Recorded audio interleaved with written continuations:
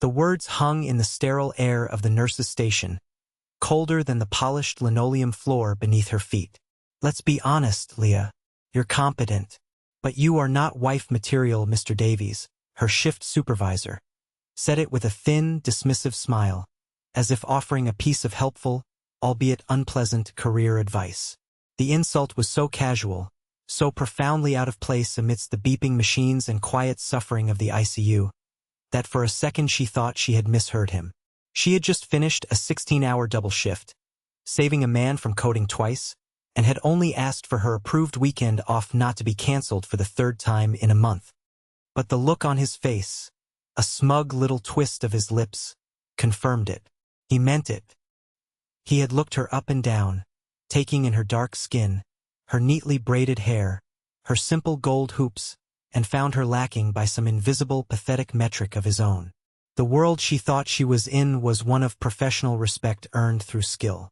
A world where saving a life mattered more than a man's opinion of her suitability for marriage. However, the world she was actually in was this one. A cramped nurse's station where her exhaustion and dedication were being weighed against her domestic potential by a man who held her paycheck in his pudgy hands. And now she could not leave this conversation, because a man was standing just behind Davies, a man whose stillness was so absolute it seemed to bend the frantic energy of the hospital around him. Leah's eyes flickered from Davies's smug face to the figure in the periphery. He was tall, dressed in a black suit so exquisitely tailored it seemed less like clothing and more like a second skin. He had not been there a moment ago. He had simply appeared, a column of shadow and silence. His presence was a physical weight in the air. The faint scent of cedar and something metallic, like cold steel, cut through the antiseptic smell of the ward. He was watching them.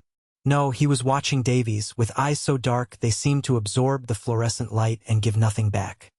Davies, oblivious, continued his little tirade.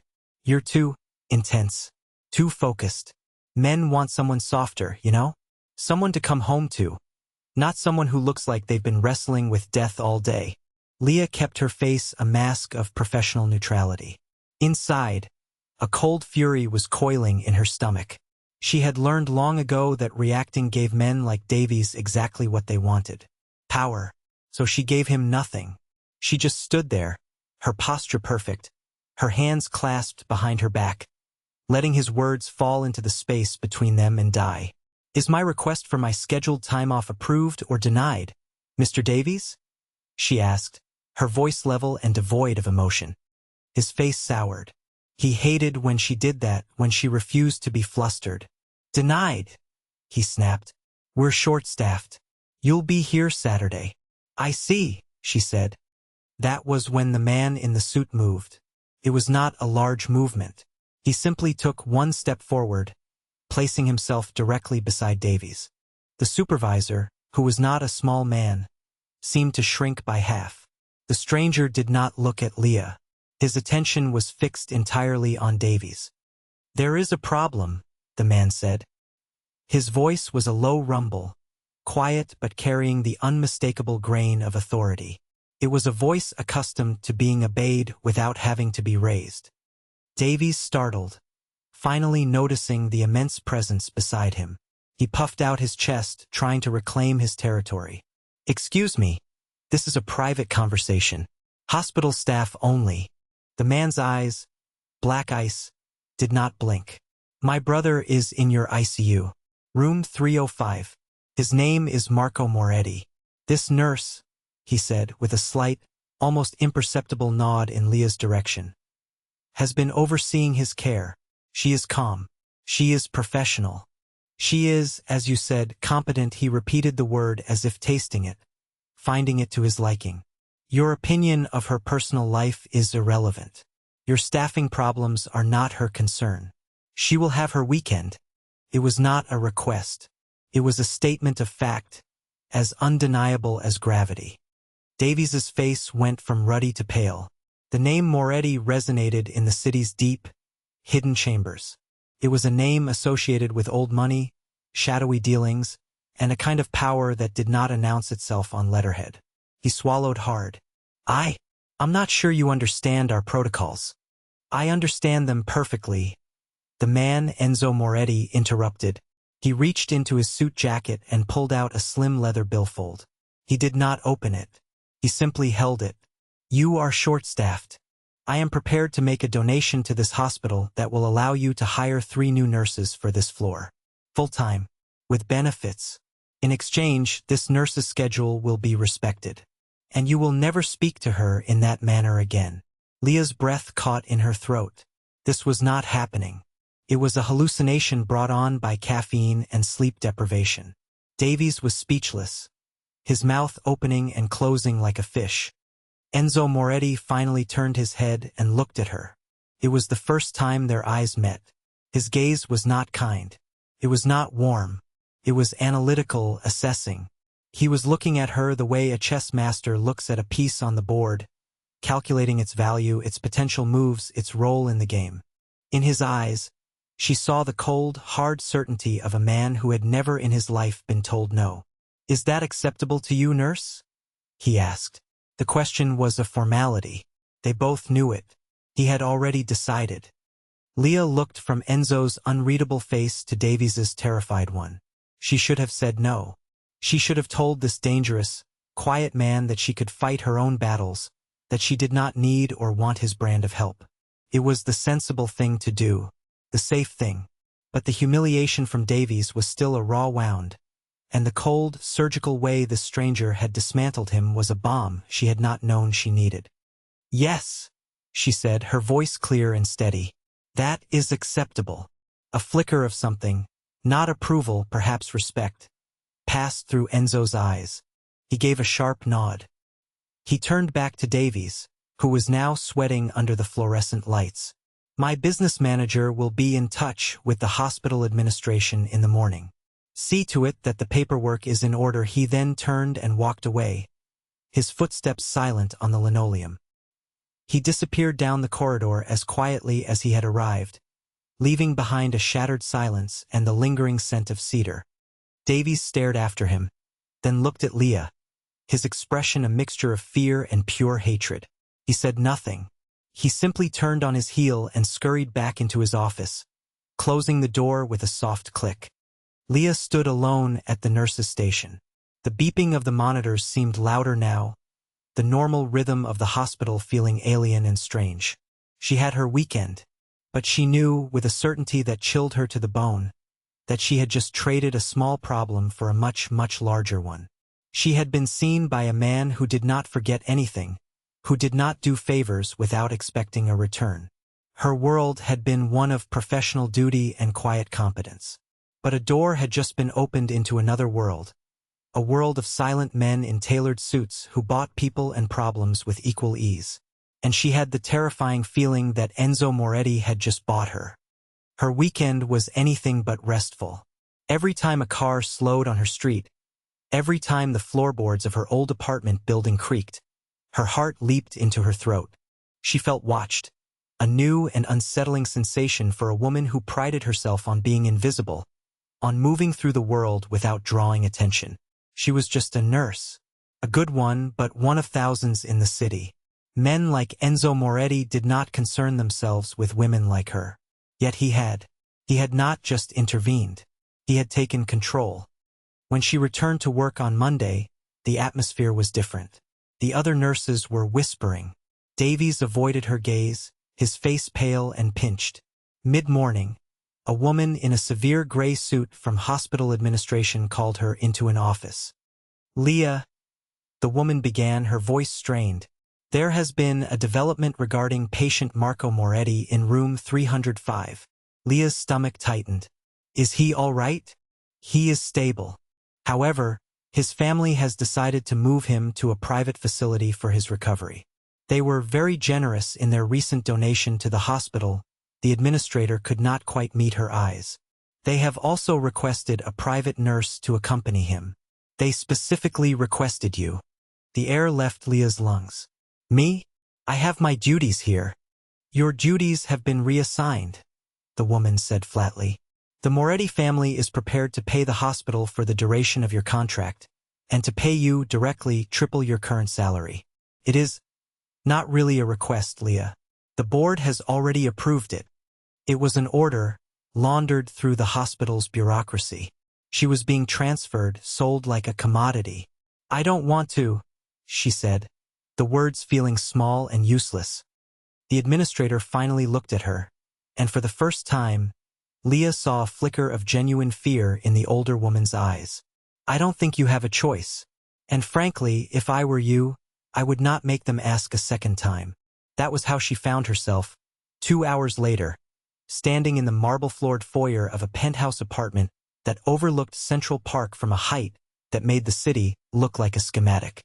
The air was cool and still, smelling of lemon oil and old leather. A man with a scar that cut through his left eyebrow led her down a long hall to a closed door. He is inside, the man said, his voice gravelly. The doctor has been here. All the equipment you need is set up. Mr. Moretti expects you to be thorough. He opened the door and stepped aside. The room was vast, with floor-to-ceiling windows showing a panoramic view of the skyline. The only furniture was a hospital bed, an array of monitors that mirrored the ones in the ICU, and a single leather armchair in the corner. In the bed was Marco Moretti, his eyes closed, a network of tubes and wires connecting him to the silent machines. And in the armchair sat Enzo. He was not looking at the view. He was looking at his brother. The cold, impenetrable mask he wore at the hospital was gone. In its place was something raw and unguarded. A deep, aching grief mixed with a terrible, simmering rage. He looked up as she entered, and the mask slammed back into place, but not before she had seen it. The wound he carried was not a physical one. It was his brother, lying broken in that bed. "Nurse," he said, his voice a low command. "Check him." For the next 8 hours, Leah worked. She fell back on her training, on the familiar rhythms of checking vitals, monitoring readings, adjusting drips. It was an anchor in a sea of unreality. She ignored Enzo, who sat in the chair without moving, a silent, brooding statue of vengeance. She focused on the man in the bed. Marco was older than Enzo, with the same dark hair, now threaded with gray. He had been shot, multiple times. The chart from the hospital was detailed, but seeing the wounds herself, even bandaged, told a more brutal story. This was not a robbery. It was an execution that had failed. As the sun began to set, casting long golden shadows across the room, Marco's eyelids fluttered. Leah was at his side instantly. "Marco?" she said softly. His eyes opened. They were the same dark, intelligent eyes as his brother's, but clouded with pain and confusion. He tried to speak, but only a dry rasp emerged. Leah held a cup with a straw to his lips. He took a small sip of water. From the corner, Enzo was on his feet, moving to the other side of the bed. The look on his face was one of fierce, desperate hope. "Marco, fratello." Marco's eyes found his brother. A flicker of recognition. He tried to lift a hand, but it fell back to the sheets, limp. His gaze shifted, landing on Leah. He stared at her, his brow furrowed. His lips moved, forming a single whispered word. "Who?" "She's your nurse," Enzo said, his voice rough with emotion. "She will take care of you." Leah expected Marco to relax, to accept this. But he did not. His eyes widened slightly, a new kind of alarm entering them. He looked from Leah to his brother and then back again. He struggled to speak, his breath catching. "No, not her," he rasped. His gaze fixed on Leah with an intensity that made the hair on her arms stand up. "Enzo, listen. The hospital. She was there." Enzo went still. The hope on his face was replaced by a sudden, sharp suspicion. He looked at Leah, his eyes narrowing. What is he talking about? Leah's mind raced. She had been on duty when Marco was brought in. She had been part of the team that stabilized him in the ER. What could he possibly mean?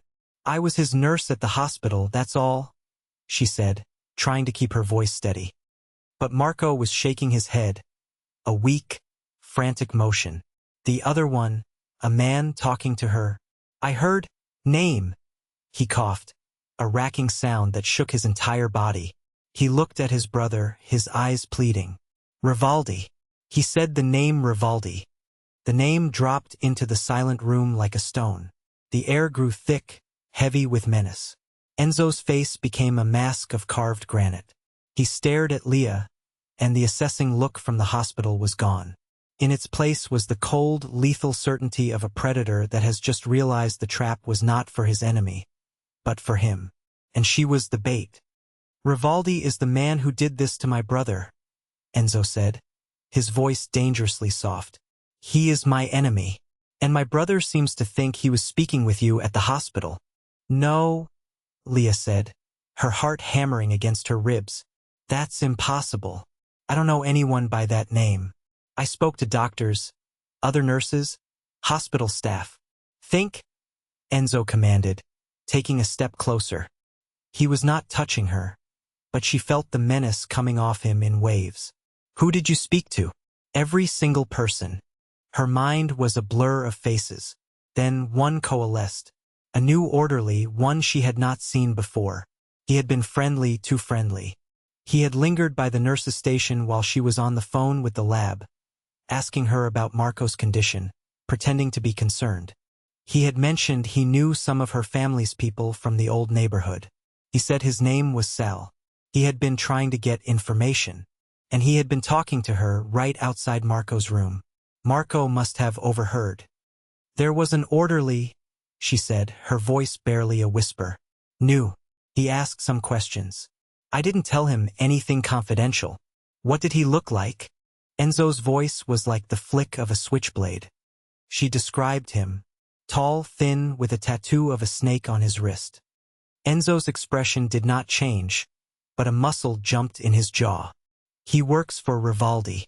He was there to finish the job, or to find out where I would take my brother next. He looked at her, and the implication was clear. Rivaldi's man had been seen talking to her. In their world, proximity was complicity. It did not matter that she was innocent. She had been marked. That was the moment everything changed. She was no longer just a nurse caught in a power play. She was a liability, a loose end. In Enzo Moretti's world, there was only one way to deal with loose ends. But then he did something she did not expect. He looked at his brother, whose breathing had grown shallow with the effort of his warning. He then looked back at Leah, at her steady hands, her calm expression, the professional competence that radiated from her even now, under the weight of his deadly suspicion. You will not leave this apartment, he said. It was not a threat, but a fact. Rivaldi thinks you are connected to me now. He thinks you know something. Whether you do or not, he will come for you to send me a message, he paused, his dark eyes searching hers. And I do not allow my enemies to touch what is mine. She should have been terrified by the possessive, absolute claim in his words. Part of her was, but another, deeper part of her recognized the brutal logic. He was not protecting her out of kindness. He was protecting her because she was now his territory. And Enzo Moretti protected his territory. Therefore, she was, for the moment, safe from the outside world. But she was more trapped than ever before. A prisoner in a gilded cage, guarded by the most dangerous man she had ever met. Her choice at the hospital, her small act of defiance against Davies, had led her here. It had a direct, inescapable consequence. And she had no idea how she was going to survive it. Days bled into a week. Leah's life shrank to the confines of the penthouse. A silent, sterile world governed by the rhythmic beeping of Marco's monitors. She developed a routine. She cared for her patient with meticulous attention, her professionalism a shield against the suffocating tension.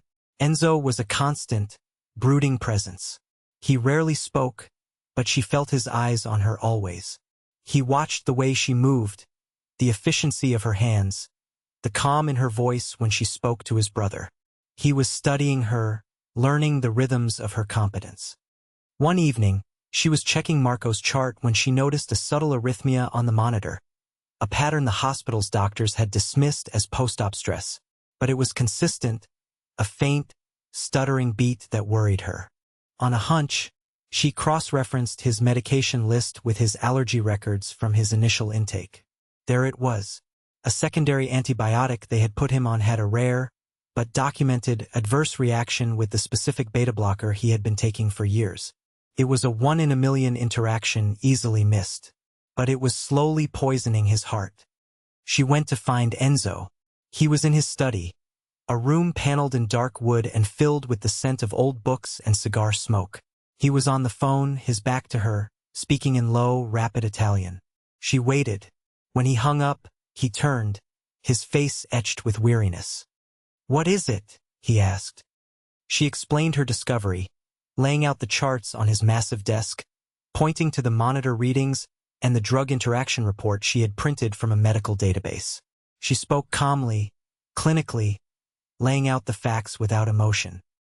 He listened, his gaze shifting from the papers to her face and back again. He was not a medical man, but he was intelligent enough to follow her logic. When she was finished, a long silence stretched between them. "The doctors at the hospital, the best in the city, they missed this," he said. It was not a question. "It's a rare interaction," she said. "Easy to overlook if you're not watching for it." "But you were watching," he stated. He looked at her then, and for the first time, the cold assessment in his eyes was replaced by something else. A grudging, profound respect. He picked up his phone and called his personal physician, a man with a discreet practice and no inconvenient questions. He relayed Leah's findings, his voice sharp and precise. He listened, then hung up. "He is on his way. He confirms you are correct," Enzo said. He looked down at the charts, then back at her. "You saved his life. Again." That was the first crack in the wall between them. He saw her not just as a possession, a liability he was forced to protect, but as an asset. Someone whose skills were as sharp and necessary in her own way as his were in his. The ground between them had subtly shifted. The next afternoon, the doorman buzzed up. A delivery for her. Enzo's security chief, the man with the scar, brought up a collection of shopping bags from the city's most expensive department stores. Clothes, shoes, toiletries, everything a person could need. "Mr. Moretti thought you might require some personal items," the man said gruffly. Leah looked through the bags. The clothes were beautiful, luxurious fabrics in muted, elegant colors. They were also exactly her size. He had noted her size, her style, and provided for her without a word. It was not a gift. It was a provision, another sign that she was part of his household now, under his care. It was both thoughtful and deeply unsettling. The real danger, however, arrived 2 days later. Enzo had been called away to a meeting, leaving her in the penthouse with Marco and 2 of his men stationed in the foyer. It was the first time she had been there without him. A new food delivery arrived, which was not unusual. But the man who brought it up was not the regular one. He was nervous, his eyes darting around the foyer. One of Enzo's men, a mountain named Luca, stepped forward to intercept the delivery. "We'll take it from here." The delivery man flinched, and in that split second, Leah saw the glint of metal in his hand. It was not a hand truck, it was a gun. Before she could scream, everything happened at once. Luca moved with surprising speed, shoving the other guard back as the delivery man fired. The sound was deafening in the enclosed space. The second guard went down. Luca tackled the shooter, and they crashed against the marble floor. Leah, acting on pure instinct, did not run away. She ran toward Marco's room, slamming the heavy oak door shut and locking it. She dragged a heavy bookcase in front of it, her muscles screaming with the effort. Her heart was a frantic drum against her ribs. She could hear the sounds of a brutal fight outside, grunts and sickening impacts. She looked at Marco, who was awake, his eyes wide with fear. The monitors were going haywire from his agitation. "It's okay," she said, her voice shaking but firm. "We're okay." She grabbed the emergency satellite phone Enzo had insisted on leaving in the room. Her hands trembled as she dialed the only number programmed into it. Enzo answered on the first ring. "What? They're here," she gasped. "In the apartment. A man dressed as a delivery driver. Luca is fighting him." There was a moment of absolute silence on the other end. Then, A string of harsh Italian curses. Lock the door. Do not open it for anyone but me. Do you understand? I already did, she said. Enzo. A final, terrible crash sounded from the hall, followed by a dead silence. The fight was over. She did not know who had won. Footsteps approached the door. Someone tried the handle. It held. Then, a heavy fist pounded on the wood. Leah! It was Luca's voice, strained. He's down. It's clear. She hesitated. Could be a trick. She looked at the bookcase. She could not move it back on her own. She had trapped herself in. I can't. I barricaded the door. She heard him swear. Through the phone, she heard the screech of tires. Enzo was coming. She stayed on the line with him, her back pressed against the door, listening to the sound of his breathing, the roar of the engine. It was the only thing keeping her sane. He did not offer empty reassurances. He just stayed on the phone, a silent promise that he was on his way. When he finally arrived, he did not bother with the door. She heard his men shattering the thick glass of the living room windows to gain entry. A moment later, his voice was outside her door. Leah, it's me. Are you all right? Only then did she let the tears she had been holding back fall. Her body trembled with the aftermath of adrenaline. We're fine. I'm fine. His men dismantled the barricade. When the door opened, Enzo was standing there. His face was a thundercloud of rage. He took in the scene. The barricade, her pale face, Marco's frantic vital signs, with one sweeping glance. He walked past her to his brother's bedside, placing a hand on his shoulder. He then turned back to her. He walked over until he was standing directly in front of her. He reached out and tucked a stray braid behind her ear, his touch surprisingly gentle. His thumb brushed her cheek. You did not panic, he said, his voice low and intense. You protected my brother. You barricaded the door. It was the only thing I could think to do, she whispered. He looked at her, and the confession came, not in words of love, but in something far more dangerous and honest. In my world, there are two kinds of people, those who freeze and those who act. I have never known a woman who acts like you do, he paused. You have a place here. It was not a declaration. It was a statement of fact. She had crossed a line. By acting, by saving his brother and securing the room, she had proven her mettle. She had done something morally gray by choosing to lock herself in with his brother, effectively leaving his men to their fate, but it was the correct tactical choice. It was a choice he would have made. He saw himself in her action. She was no longer just a nurse under his protection. She was part of his fortress, and he was the king. But that night, as she tried to sleep, she knew his statement had a cost she did not yet understand. Having a place in his world meant she no longer had one in her own. Rivaldi now knew who she was. The police would have questions about the dead man in the hallway that she could not answer. She could never go back to her simple life, to her quiet apartment, to the anonymous competence of the hospital. Enzo had not just saved her. He had claimed her, and in doing so, he had erased the woman she used to be. The safety he offered was a cage, and the door had just slammed shut for good. The final confrontation came without warning. A week after the attack, Marco was stronger, able to sit up and speak in short sentences. The penthouse had become a fortress, with Enzo's men a constant, silent presence. Leah had found a strange rhythm in this new life, a sense of purpose that was sharper and more vital than anything she had felt before. She was keeping a man alive, and in this world, that was a currency more valuable than money. One rainy evening, Enzo was in the study with his top men. The door closed. The low murmur of their voices was a familiar backdrop. Leah was changing Marco's bandages when he suddenly gripped her wrist, his eyes wide with a new urgency. The window, he whispered, nodding toward the vast pane of glass that overlooked the city. The reflection. Leah turned. In the dark glass, she could see the reflection of the room, and in it, the reflection of the hallway beyond the open door. She saw one of Enzo's men, stationed by the elevator, suddenly slump to the floor, a dark stain spreading on his chest. From the stairwell door, figures in black tactical gear were emerging, moving with silent, deadly precision. They were not police. They were Rivaldis. There was no time to scream, no time to warn Enzo. His meeting was at the far end of the penthouse. They would be on him before he knew what was happening. Leah's mind went into overdrive. She was not a fighter. She had no weapon. But she was a nurse. She knew physiology. She knew chemistry. She looked at the medical cart beside the bed. On it was a canister of pure oxygen and a defibrillator. "Marco, listen to me," she said, her voice a low, urgent command. "I'm going to make a lot of noise.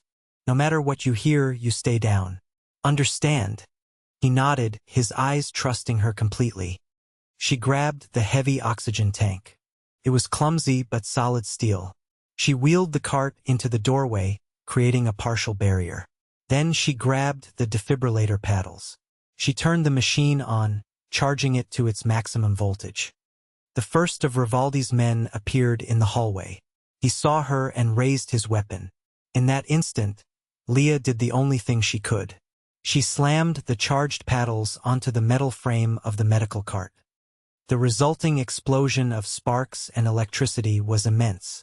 The cart convulsed, the monitors attached to it shorting out with a shower of sparks and a deafening crack. The man in the hall screamed as the electrical arc hit him, his body seizing. The lights in the wing flickered and died, plunging them into darkness lit only by the emergency lights and the storm outside. The sound and the power outage did what a scream never could have. It was an unambiguous alarm. From the study, she heard the crash of a door being thrown open, followed by Enzo's voice, a raw bark of command. The element of surprise was gone. The battle for the penthouse was short and brutal. Leah huddled on the floor beside Marco's bed, listening to the sounds of the fight. It was over in less than 5 minutes. A profound silence fell, broken only by the rain lashing against the windows. Then, footsteps, slow, deliberate.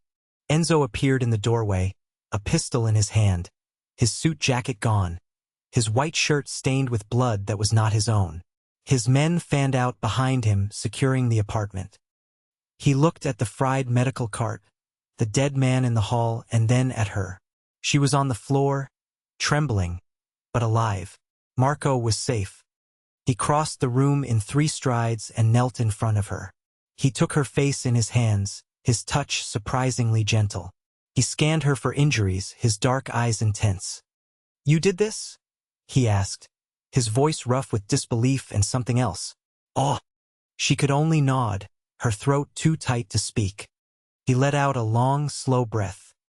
He looked around the room, at the aftermath of her desperate, brilliant act of survival. He had built a fortress of men and guns, but in the end, it was her intelligence, her ability to use the tools she had, that had saved them. She had not waited to be rescued. She had changed the equation. He stood up and pulled her to her feet. He held her by the shoulders, forcing her to meet his gaze. The last of his walls came down. The cold boss, the calculating strategist, was gone. In his place was just a man who had almost lost everything. "Leah," he said, and the way he said her name was different now. It was not a title, not a designation. It was a claim. "When I saw the lights go out, I thought he had you. I thought I was too late." He never spoke of his failure to protect his first wife, the one he'd lost in a car bomb meant for him. But Leah had pieced the story together from whispers among his men. That was his wound, the fear of being too late again. "I am what I am," he continued, his voice raw. "This world, it costs, takes everything. I cannot offer you safety.